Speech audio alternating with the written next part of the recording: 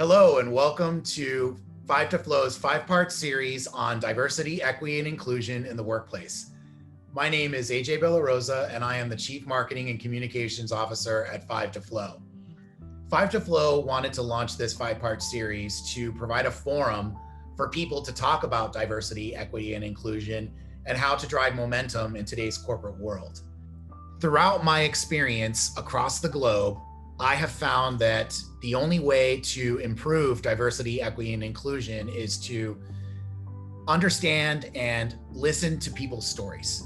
And the only way to do that is to lead with empathy and compassion. We hope you listen actively and we hope you engage us in a meaningful conversation based on your own experiences. We hope you enjoy this series and welcome to Five to Flow.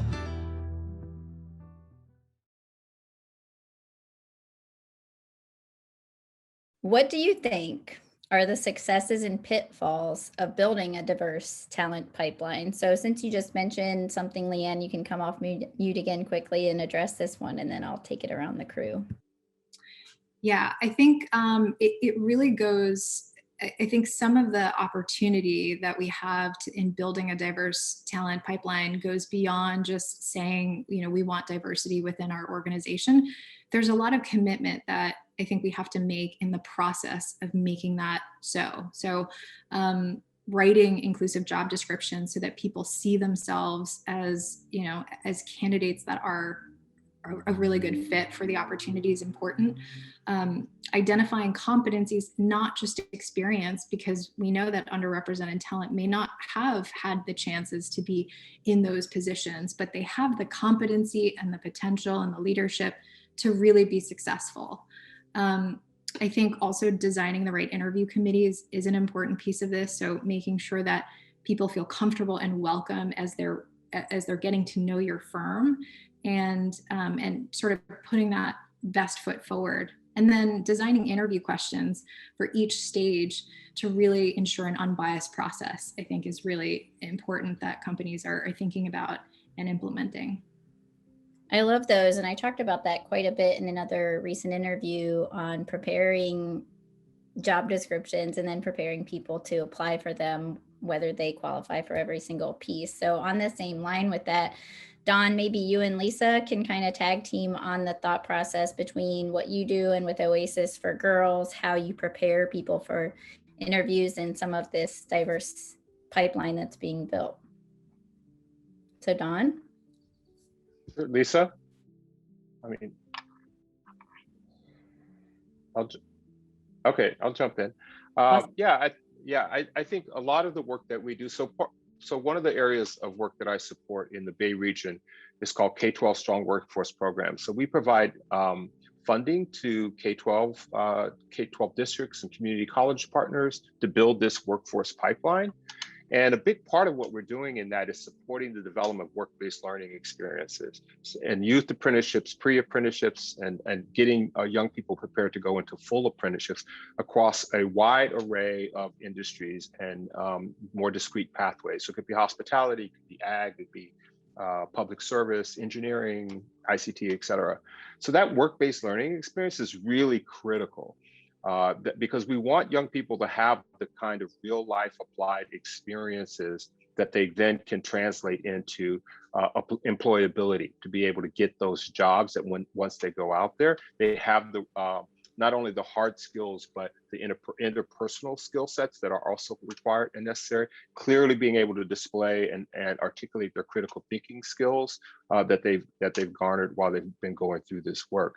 And it's important to recognize that when our K-12s are preparing their grant proposals for this funding, that they're actually identifying which populations they're going to serve and how they're going to serve them in order to get them to the next level, to get them prepared to go into those into the workforce, and then have the employer partners that are ready and have already been working with these young people to bring them into their companies to get them employed.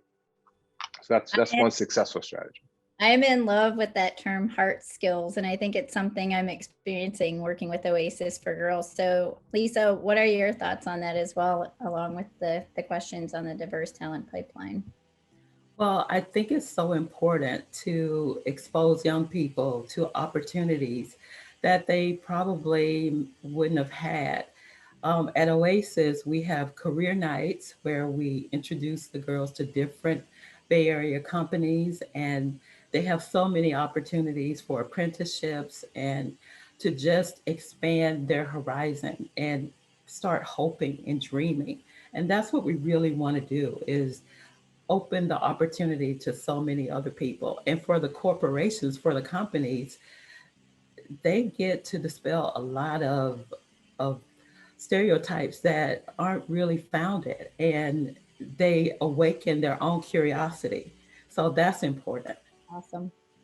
I love that. I love the curiosity awakening, and then also hearing from other people to know, you're not alone in some of these unfortunate non-inclusive situations, which came up in my interview with Laura on her podcast. And I'm sure it did with many more that you did during Black History Month. So how about your thoughts on this question about building a diverse pipeline?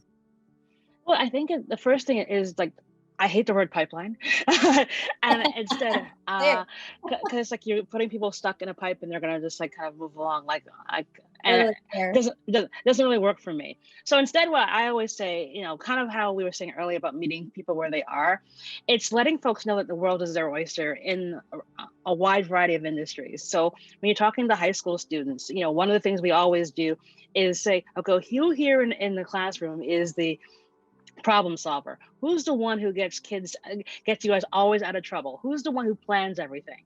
And the reason we say that, because hands will shoot up and I'll point to other kids in the class, it's like, because you can be a project manager at an advertising company, a technology company, or a startup.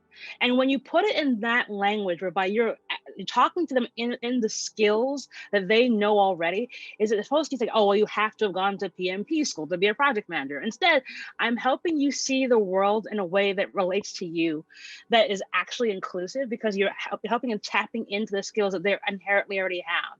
And that's where I think you can get a lot more success around getting this diverse pipeline. Yeah, is to let folks know that you have these skills.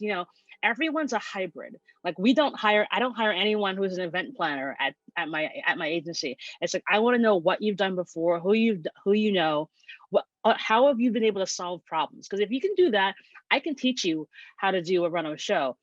And I think that's the thing that's missing in a lot of these conversations. It's like, go to where folks are, where their strengths are, and help them extrapolate them in a way that's really unique, because you're going to get much better employees if you tap into that early on.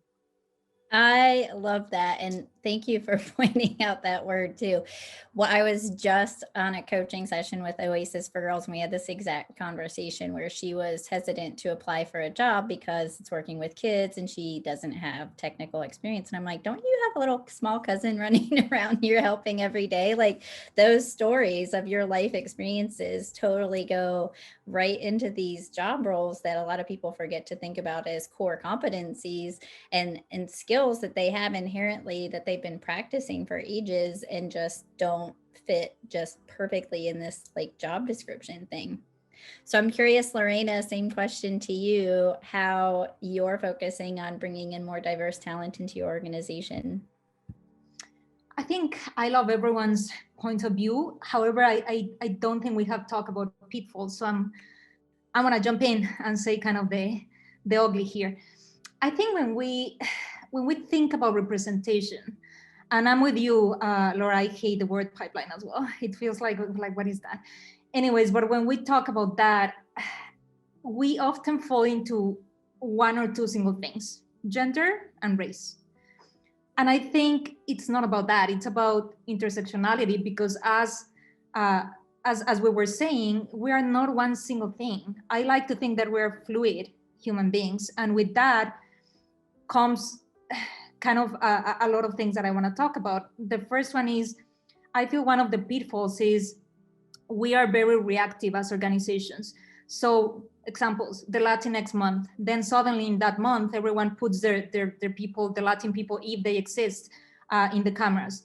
Or right after George Floyd's movement, all companies suddenly jump to put like Black bodies in their marketing, which, don't misunderstand me, it was about freaking time, like a little too late, but at least we are there. So it's a good thing. But I feel when it's reactive, when it's a reactive approach, we often fall short, and those approaches can be perceived as hollow. And so my point on this, like, that's the pitfall.